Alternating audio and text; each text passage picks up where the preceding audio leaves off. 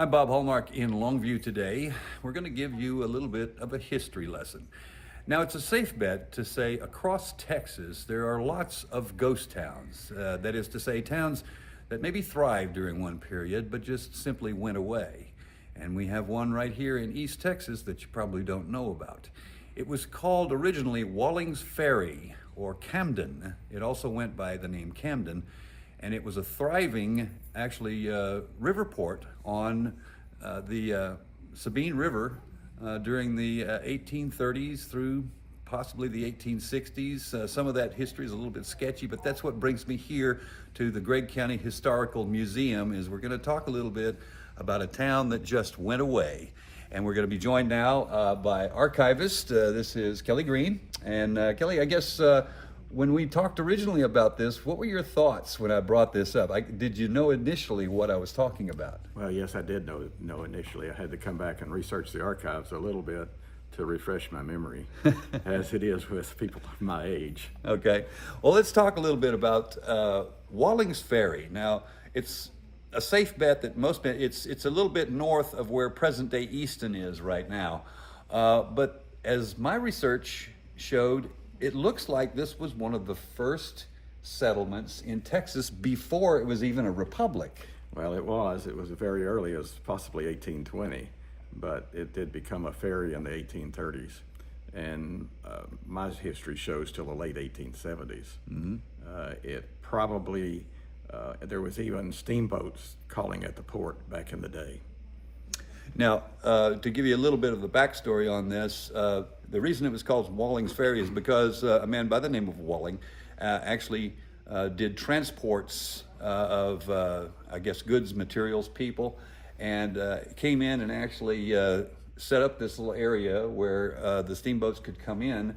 My understanding is that there was even a tavern and a hotel was actually built. And it was a fairly large city. Some estimates that it could have been around 10,000 people. So it was fairly large, if that's true. Mm-hmm. That means they would have had hotels and bars and, I guess, restaurants. So this would have been your classic kind of riverboat town where the steamships would come in and actually offload passengers, and they could go out and just have a good time and that sort of thing. All of this, understand that this was under the auspices of the Mexican government, because Texas was not even a republic yet. It was quite a while before Texas became a republic. Okay. Now we're going to talk about why you maybe don't know about this. One of the problems that arose with this community was, in fact, the Sabine River. The Sabine, of course, is not a great river in reality, but what happened was more than likely when the railroad came through, which a timber company had sprung up, the railroad probably led to the demise of the ferry. Mm-hmm. Things like that happened in Texas. Towns changed when the train bypassed them. And that's not the only thing. There was the impending problem of malaria, because they had a huge mosquito problem. And I understand lots and lots of people suffered from malaria in the area. Well, obviously, there were no doctors to take care of things, and they didn't know what caused malaria, and then they didn't have a cure.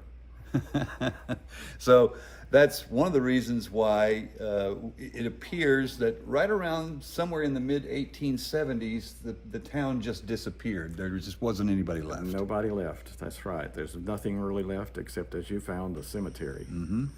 And we're going to show you some pictures here.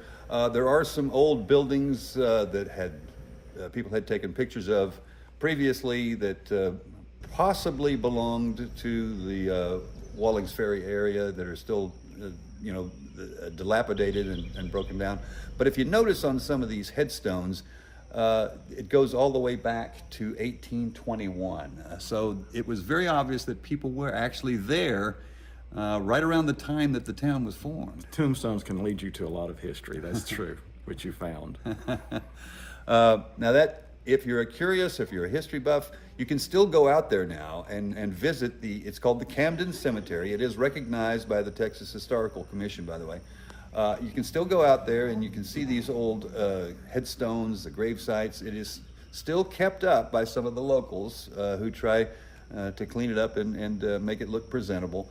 But these are folks that obviously had ties and connections to Walling's Ferry. And do you find in your experience that this is very common with towns that appeared during this time period, that they were prosperous, but one thing or another happens and it just destroys the town? Well, of course, and of course you can take history as a history of anything where things are, trains go through, bypass the town dies, and in some cases the town moves to where the railroad was. In this case, the town died.